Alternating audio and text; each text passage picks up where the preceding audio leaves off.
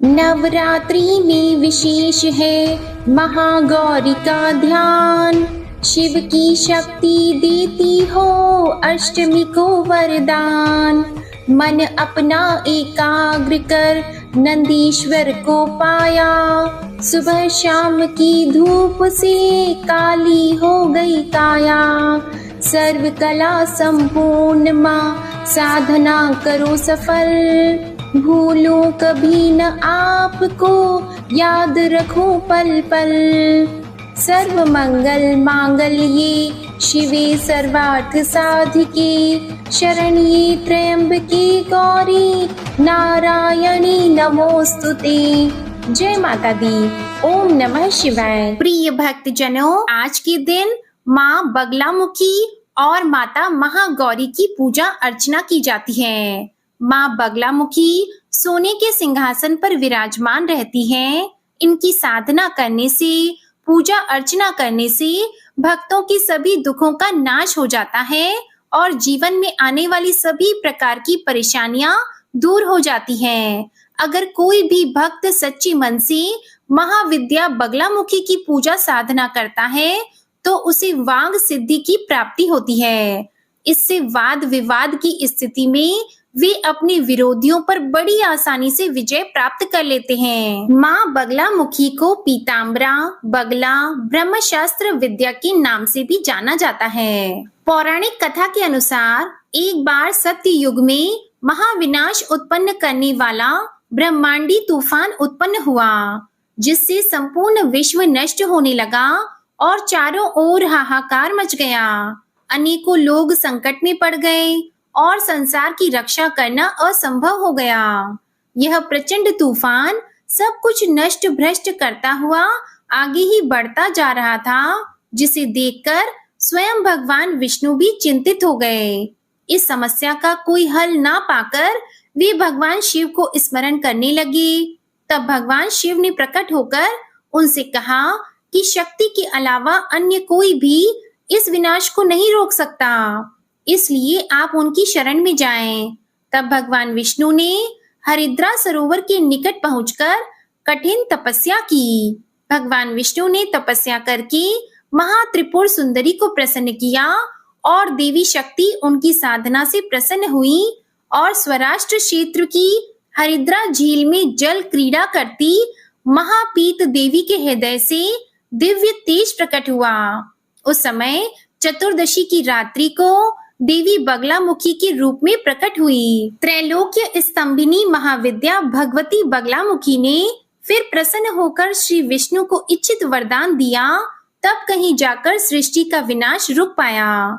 देवी बगलामुखी को वीर रति भी कहा जाता है, क्योंकि देवी स्वयं ब्रह्मास्त्र रूपिणी है। इनके शिव को एक वक्त्र महारुद्र कहा जाता है, इसलिए देवी सिद्ध विद्या है। तांत्रिक इन्हें स्तंभन की देवी भी मानते हैं और गृहस्थ लोगों के लिए देवी बगलामुखी की पूजा समस्त प्रकार के संशय का, विघ्नों का शमन करने वाली है। प्रेम से बोलिए माँ बगलामुखी की जय। जय माँ दुर्गा।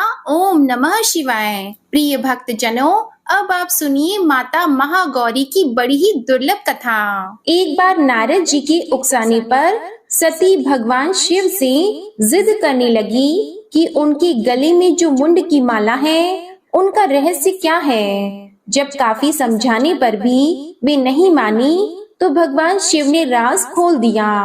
शिव जी ने पार्वती जी से कहा कि इस मुंड की माला में जितने भी मुंड यानी सिर हैं वे सभी आपके हैं। माता सती इस बात को सुनकर हैरान रह गई। माता सती ने भगवान शिव से पूछा, प्रभु भला ये कैसे संभव है कि सभी मुंड मेरे ही हैं? इस पर शिव जी बोले, यह आपका 108वां अवतार है। इससे पहले आप 107 बार जन्म लेकर शरीर को त्याग चुकी हैं और यह सभी मुंड पूर्व जन्मों की निशानी है। इस माला में अभी एक मुंड की कमी है, इसके बाद यह माला पूर्ण हो जाएगी। शिव जी की बात को सुनकर माता सती ने शिव से कहा, प्रभु मैं बार बार जन्म लेकर शरीर त्याग करती हूँ, लेकिन आप शरीर त्याग नहीं करते, ऐसा क्यों?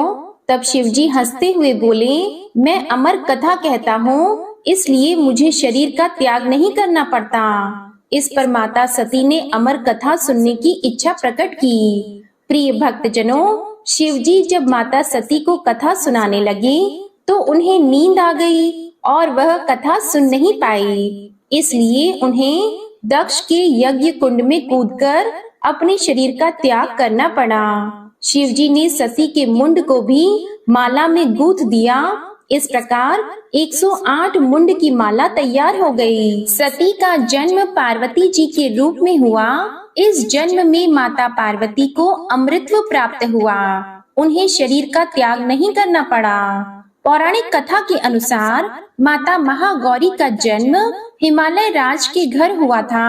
कहा जाता है भगवान शिव जी अपनी पहली पत्नी देवी सती की मृत्यु के कारण गहरी तपस्या में ध्यान में चले गए थे। भगवान शिव ने अपने ध्यान से बाहर आने से जब इनकार कर दिया तो कई वर्षों तक सभी सांसारिक मामलों से वे दूर रहे। इसी बीच तारकासुर नामक एक राक्षस देवताओं को परेशान कर रहा था।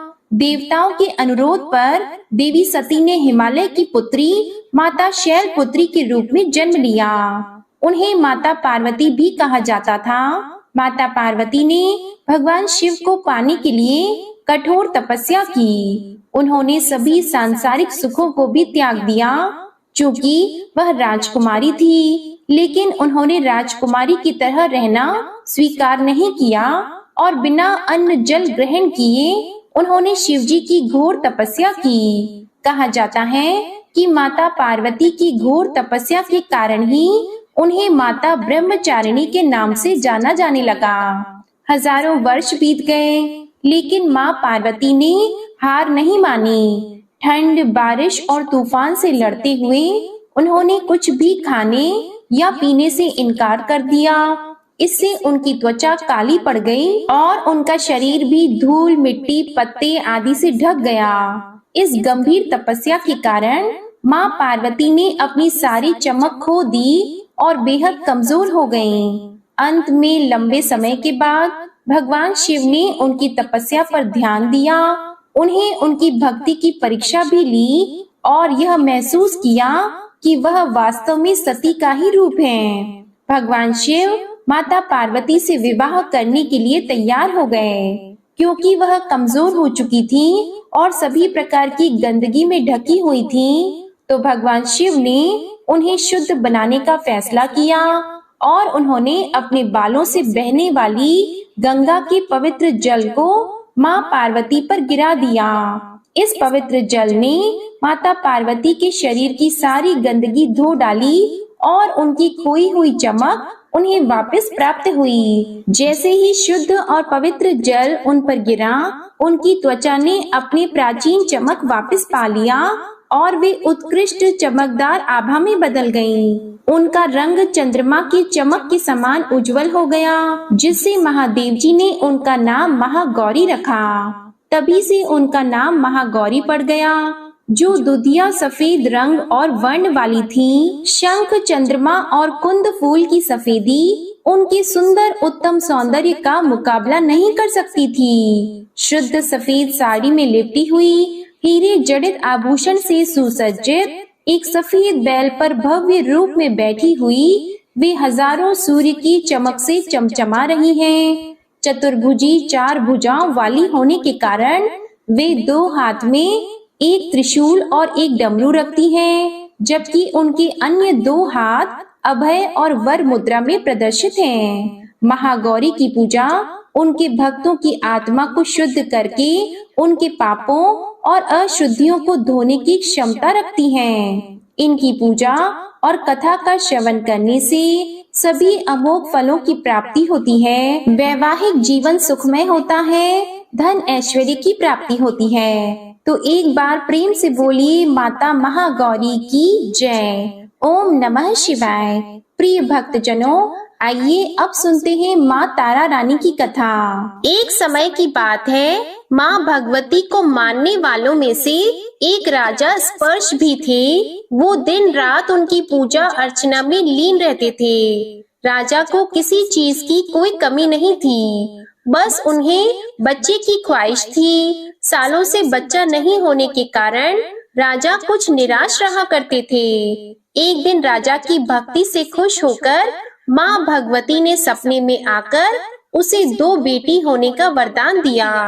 आशीर्वाद मिलने के कुछ समय बाद राजा के घर एक बेटी पैदा हुई। बेटी पैदा होने की खुशी में राजा ने सबको दावत दी और बेटी की कुंडली बनवाने के लिए पंडितों को बुलवाया। सबने राजा से एक ही बात कही कि यह साक्षात देवी का रूप है। जहाँ भी इसके कदम पड़ेंगे वहाँ खुशियाँ ही खुशियाँ होंगी। यह भगवती देवी की भक्त होगी। इतना सब कहकर पंडितों ने लड़की का नाम तारा रख दिया। कुछ समय के बाद मंगलवार के दिन राजा के घर एक और बेटी पैदा हुई। ज्योतिषियों ने उसकी भी कुंडली बनाई और उदास हो गए। राजा ने जब उनकी उदासी का कारण पूछा तो ज्योतिषियों ने बताया कि ये लड़की आपके जीवन में खूब सारा दुख लेकर आएगी। राजा ने ज्योतिषों से पूछा कि आखिर मैंने ऐसे कौन से खराब कर्म किए थे कि इसने मेरे घर जन्म लिया है। ज्योतिषियों ने बताया कि आपकी दोनों बेटियां राजा इंद्र की अप्सराएं हुआ करती थी। इनमें से बड़ी बहन का नाम तारा और छोटी का नाम रुकमन था। एक दिन ये दोनों मिलकर धरती की सैर करने के लिए गईं। दोनों ने ही वहां पहुंचकर एकादशी के दिन का व्रत रखा। तारा ने अपनी छोटी बहन से कहा कि आज एकादशी का व्रत है, इसलिए बाजार जाकर कुछ ताजे फल ले आओ, लेकिन वहाँ कुछ मत खाना। रुकमन बाजार फल लेने के लिए चली गई। वहाँ उसे मछली के पकौड़े दिखे। उसने झट से उन्हें खा लिया और अपनी दीदी के लिए कुछ फल ले लिए। रुकमन से तारा ने पूछा कि तुम अपने लिए फल क्यों नहीं लाई? तो उसने जवाब दिया कि वो मछली के पकौड़े खाकर आई है। तारा ने गुस्से में कहा कि तुम पापिन हो, एकादशी के दिन तुमने मछली खा ली। ऐसे खराब कर्म के लिए मैं तुम्हें छिपकली बनने का श्राप देती हूँ। अब उसी जंगल में तारा की बहन छिपकली बनकर रहने लगी। वहाँ एक जाने माने ऋषि गुरु गोरख भी अपने कुछ शिष्यों के साथ रहते थे। उनके शिष्यों में से एक बहुत ही घमंडी था। अपने घमंड के चलते वो शिष्य कमंडलों में पानी भरकर एकांत में बैठकर तपस्या करने लगा। तभी एक प्यासी गाय वहां आ गई। उसने सीधे अपना मुंह उस कमंडलों में डाला और पानी पी लिया। पानी पीने के बाद जैसे ही गाय अपना मुंह बाहर को निकालने लगी तो कमंडल नीचे गिर गया और ऋषि का ध्यान भंग हो गया। ऋषि ने देखा कि गाय पानी पी गई है। अब गुस्से में ऋषि ने गाय को एक चिमटे से बुरी तरह घायल कर दिया। इस बात की जानकारी जब गुरु गोरख को पड़ी तो वे तुरंत गाय को देखने के लिए गए। जैसे ही उन्होंने गाय की हालत देखी, वैसे ही अपने उस घमंडी शिष्य को आश्रम से बाहर निकाल दिया। कुछ दिनों के बाद गौ माता पर किए गए उस अत्याचार से होने वाले पाप को कम करने के लिए उन्होंने एक यज्ञ करवाया। इस यज्ञ के बारे में गाय को चिमटे से मारने वाले घमंडी शिष्य को भी पता चला। वो सीधे पक्षी का रूप धारण करके यज्ञ स्थल पर गया और भोजन में अपनी चोंच से मरा हुआ सांप डाल दिया। किसी को इस बात की खबर नहीं हुई। यह सब होते हुए तारा से श्राप मिलने वाली छिपकली रुकमन देख रही थी। उसके मन में हुआ कि इसे खाकर सारे लोग मर जाएंगे। सबकी जान बचाने के लिए छिपकली बनी रुकमन सभी लोगों के सामने भोजन पर गिर गई। लोगों ने छिपकली को खूब कोसा और बर्तन को खाली करने लगे। उसी वक्त भंडारा करने वालों को खाने में मरा हुआ सांप भी दिखा। तब कहीं जाकर सबको समझ आया कि छिपकली सबकी जान बचाने के लिए जानबूझकर भोजन में गिरी थी। एक छिपकली होने के बावजूद भी इतने अच्छे विचार होने की वजह से यज्ञ में मौजूद सारे महत्वपूर्ण लोगों ने कहा कि हमें इस छिपकली की मुक्ति के लिए प्रार्थना करनी चाहिए। पंडित ने आगे बताया कि सबकी प्रार्थना से ही वो छिपकली तीसरे जन्म में आप जैसे प्रतापी राजा के घर बेटी के रूप में पैदा हुई है। वहीं तारा ने दूसरा जन्म तारामती के रूप में लिया और अयोध्या के राजा हरिश्चंद्र से शादी की। इतनी सब बातें कहने के बाद पंडितों ने राजा स्पर्श को रुकमन को मारने की सलाह दी। इस बात पर राजा बोले, मैं किसी बेटी को कैसे मार सकता हूँ? ऐसा करना पाप होगा। फिर ज्योतिषियों ने कहा कि एक संदूक में सोना चांदी लगवाकर उसके अंदर लड़की को रख देना और संदूक को पानी में बहा देना। उसमें लगा हुआ सोना चांदी देखकर लोग नदी से संदूक जरूर निकालेंगे और लड़की की जान बच जाएगी। राजा ने ज्योतिषों के बताए अनुसार वैसा ही किया। नदी में सोना चांदी जड़ा हुआ संदूक देखकर काशी के पास ही एक भील ने उसे बाहर निकाल लिया। उसके कोई बच्चे नहीं थे, इसलिए उसने संदूक के अंदर की लड़की को पालने का फैसला लिया। उस भील और उसकी पत्नी ने खूब प्यार से उसे पाला और रुक को उसका नाम रख दिया।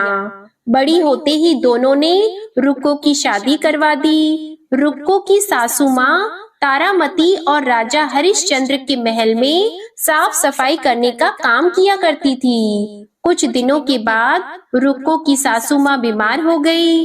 उनकी जगह रुक्को वहाँ काम करने लगी। तारामती ने उसे देखा और पुराने जन्म के पुण्य के कारण पहचान लिया और उसे कहा कि तुम मेरे साथ बैठ जाओ। तो रुक्को ने कहा कि मैं तो भील हूँ, इसलिए आपके पास नहीं बैठ सकती। तब तारामती ने उसे बताया कि तुम पूर्व जन्म में मेरी ही बहन थी। तुमने एकादशी के व्रत के दिन मछली खा ली थी और मैंने तुम्हें दंड देते हुए छिपकली बना दिया। अब तुम्हें दोबारा मनुष्य जन्म मिला है, तो इस जन्म में माँ वैष्णो देवी की पूजा करके पुण्य कर्म करो। माँ की पूजा से तुम्हारी सारी इच्छाएं भी पूरी होंगी। तारामती की इस बात को सुनने के बाद रुक्को माँ वैष्णो देवी से एक बेटे के लिए प्रार्थना करती है और कहती है कि अगर उसकी मनोकामना पूरी हुई तो वो अपने घर में माँ वैष्णो देवी का पूजन और जागरण कराएगी। माँ वैष्णो देवी उसकी प्रार्थना सुन लेती है और उसे एक बेटा होता है। पुत्र की प्राप्ति के बाद रुक्को उसकी देखभाल और लाड दुलार में माँ वैष्णो देवी की पूजा करना भूल जाती है। ऐसा होते होते 5 साल बीत गए और फिर एक दिन उस बच्चे को चेचक यानी माता निकल आती है। बच्चे की ऐसी स्थिति देखकर परेशान रुक्को अपने पिछले जन्म की बहन तारामती के घर जाकर उन्हें इस समस्या के बारे में बताती है।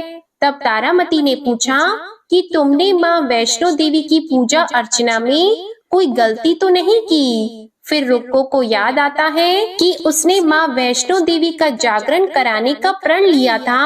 ये बात याद आते ही रुक्को को काफी पछतावा हुआ और मन में उसने माँ से कहा कि बच्चे के ठीक होते ही वो अपने घर में जागरण कराएगी। अगले ही दिन उसका बेटा पूरी तरह स्वस्थ हो जाता है। तभी रुक्को ने माता रानी के मंदिर जाकर पुजारियों को कहा कि मंगलवार के दिन घर में जागरण करवा दीजिए। तब रुक्को की बात सुनकर पंडित कहते हैं कि तुम यही 5 रुपए दे दो, तुम्हारे लिए हम मंदिर में ही जागरण करा देते हैं। तब रुक्को कहती है, मुझे पता है कि मैं चमारिन हूँ, लेकिन आप मेरे घर आकर ही जागरण करवा दीजिए। माँ किसी तरह का भेदभाव नहीं करती, तो आपको भी नहीं करना चाहिए। इस पर पंडितों ने विचार विमर्श करके कहा कि अगर रानी आपके जागरण में आती है तो हम तुम्हारे घर आकर जागरण करने के लिए तैयार हैं। पंडितों की बात सुनकर रुक्को अपनी बहन रानी तारामती के पास जाती है और तारामती को सारी बात बताती है। रुक्को की बातें सुनकर तारामती जागरण में जाने के लिए तैयार हो जाती है। इस बात को बताने के लिए रुक्को जब पंडित जी के पास जाती है, तब उनके बीच की बातों को सेन नामक नाई सुन लेता है। फिर वह राजा हरिश्चंद्र को जाकर सारी बातें बता देता है। राजा के मन में हुआ कि रानी को नीची जाति वालों के घर जागरण में नहीं जाना चाहिए। इसी वजह से वो अपनी उंगली काट लेते हैं, जिससे उन्हें नींद न आए और रानी जागरण में न जा सके। जब जागरण का समय होता है, तब भी राजा को जागते हुए देखकर रानी मन ही मन माँ वैष्णो देवी से प्रार्थना करती है कि महाराज को नींद आ जाए ताकि मैं जागरण में जा सकूं।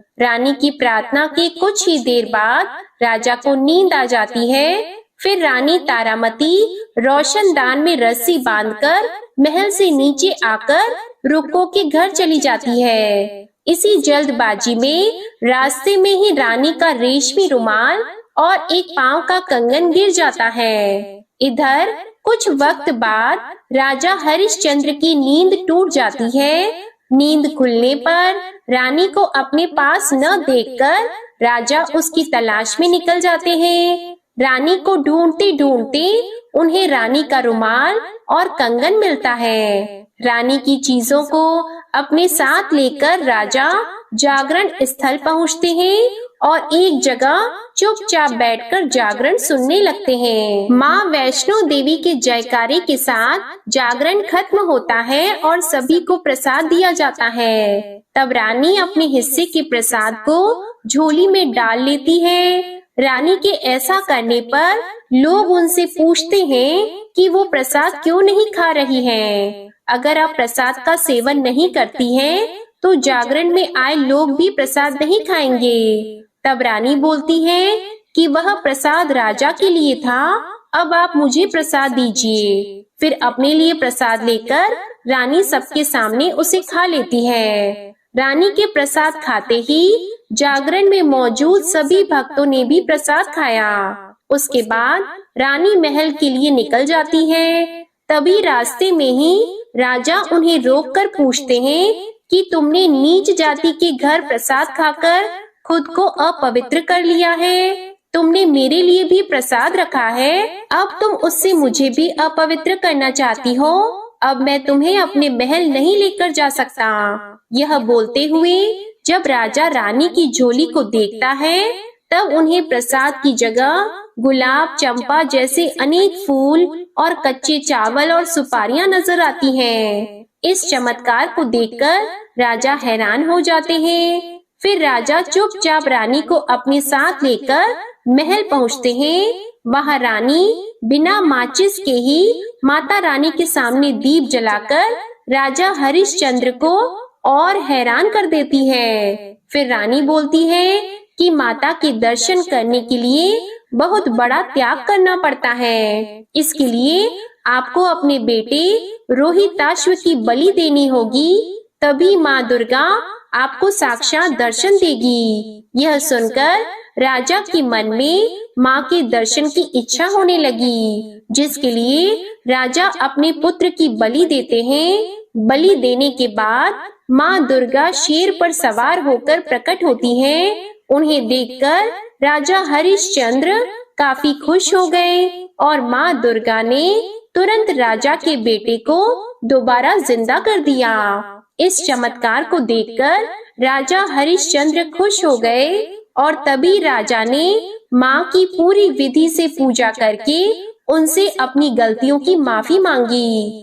माँ दुर्गा ने भी राजा को खुश रहने का आशीर्वाद दिया और अंतर ध्यान हो गई। तब राजा ने तारा रानी से कहा कि मैं बहुत खुश हूँ कि मुझे पत्नी के रूप में आप मिली है। फिर राजा हरिश्चंद्र, तारा रानी और रुक्मन तीनों अपनी मनुष्य योनि से छुटकारा पाकर देवलोक में चले जाते हैं। प्रेम से बोलिए माता रानी की जय। जय अम्बे माँ। ओम नमः शिवाय।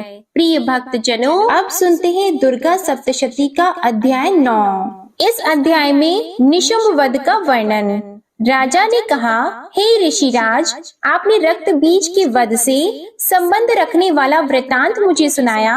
अब मैं रक्त बीज के मरने के पश्चात क्रोध में भरे हुए शुंभ और निशुंभ ने जो कर्म किया वह सुनना चाहता हूँ। महर्षि मेधा ने कहा, रक्त बीज के मारे जाने पर शुंभ और निशुंभ को बड़ा क्रोध आया और अपनी बहुत बड़ी सेना का इस प्रकार सर्वनाश होते देखकर निशुंभ देवी पर आक्रमण करने के लिए दौड़ा। उसके साथ बहुत से बड़े बड़े असुर देवी को मारने के लिए दौड़े और महापराक्रमी शुंभ अपनी सेना सहित चंडिका को मारने के लिए बढ़ा।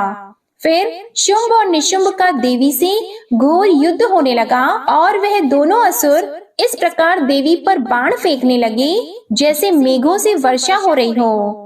उन दोनों के चलाए हुए बाणों को देवी ने अपने बाणों से काट डाला और अपने शस्त्रों की वर्षा से उन दोनों दैत्यों को चोट पहुंचाई। निशुंभ ने तीक्ष्ण तलवार और चमकती हुई ढाल लेकर देवी के सिंह पर आक्रमण किया। अपने वाहन को चोट पहुंची देखकर देवी ने अपने शुभ्र नामक बाण से निशुंभ की तलवार और ढाल दोनों को ही काट डाला। तलवार और ढाल कट जाने पर निशुंभ ने देवी पर शक्ति से प्रहार किया।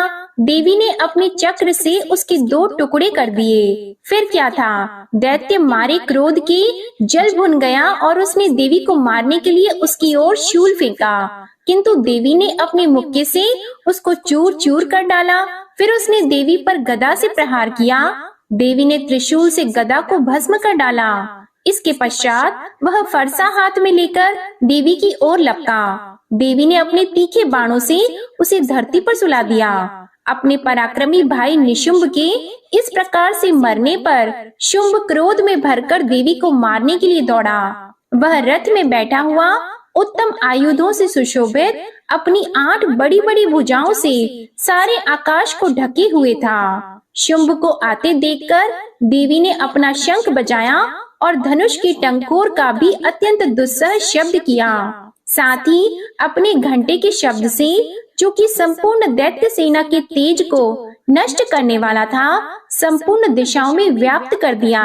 इसके पश्चात देवी के सिंह ने भी अपनी दहाड़ से, जिसे सुन बड़े बड़े बलवानों का मद चूर चूर हो जाता था, आकाश, पृथ्वी और 10 दिशाओं को पूरित कर दिया।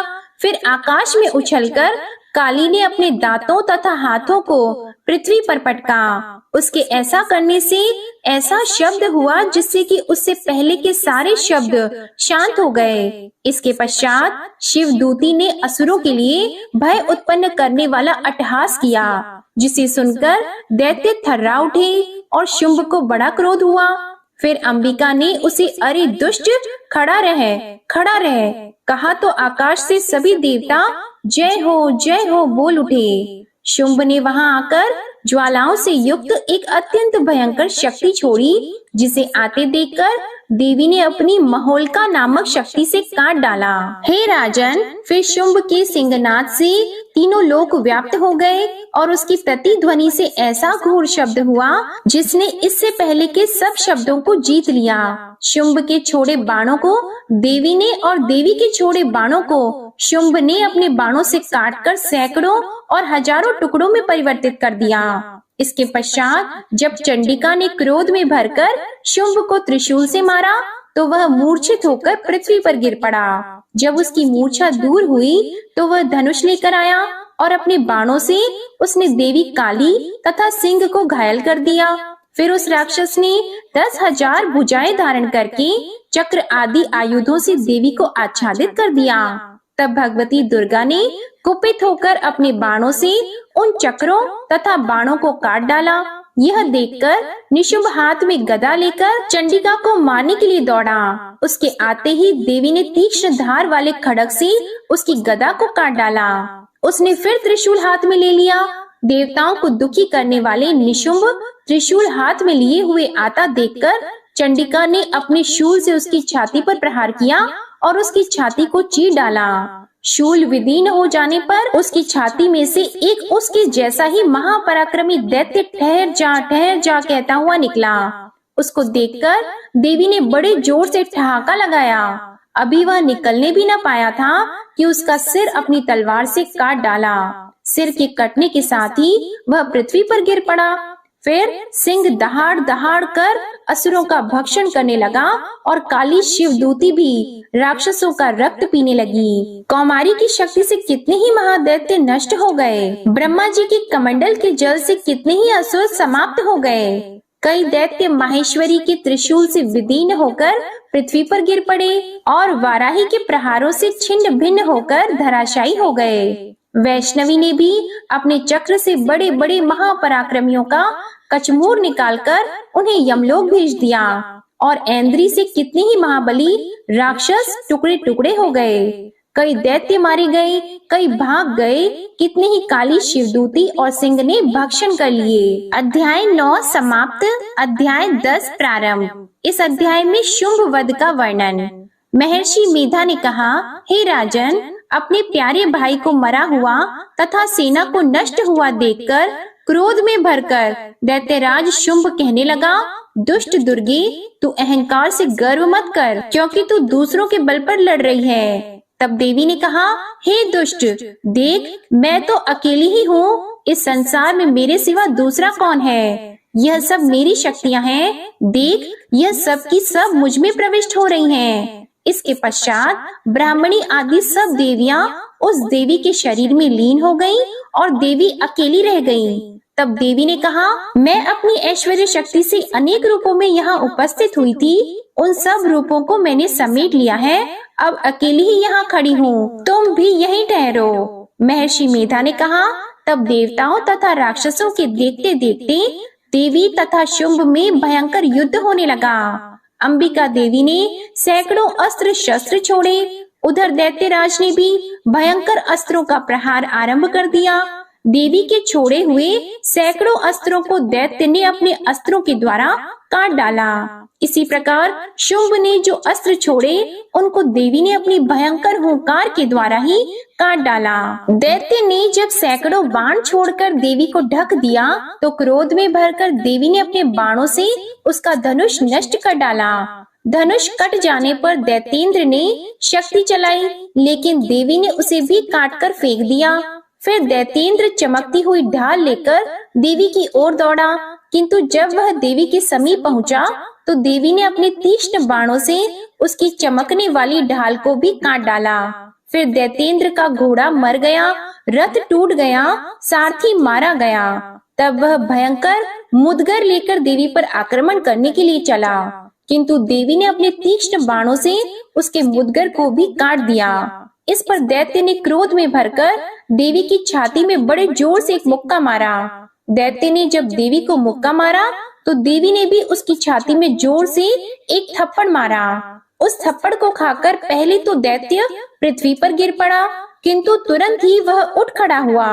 फिर वह देवी को पकड़कर आकाश की ओर उछला और वहां जाकर दोनों में युद्ध होने लगा। वह युद्ध ऋषियों और देवताओं को आश्चर्य में डालने वाला था। देवी आकाश में दैत्य के साथ बहुत देर तक युद्ध करती रही। फिर देवी ने उसे आकाश में घुमाकर पृथ्वी पर गिरा दिया। दुष्ट आत्मा दैत्य पुनः उठकर देवी को मारने के लिए दौड़ा। तब उसको अपनी ओर आता हुआ देखकर देवी ने उसकी छाती विदीर्ण करके उसको पृथ्वी पर पटक दिया।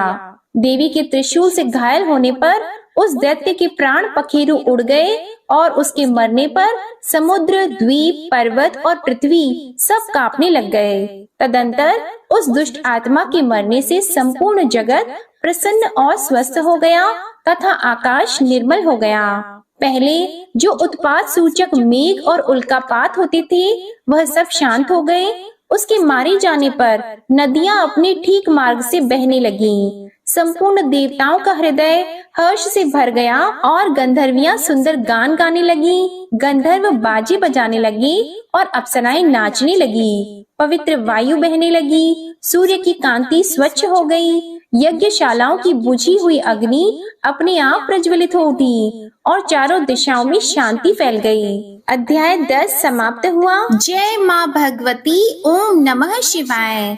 आपको आज की कथा पसंद आई हो तो वीडियो को लाइक कीजिएगा, शेयर कीजिएगा, चैनल को सब्सक्राइब कीजिएगा और कमेंट में माँ दुर्गा की जय जरूर लिखिएगा। जय माता दी।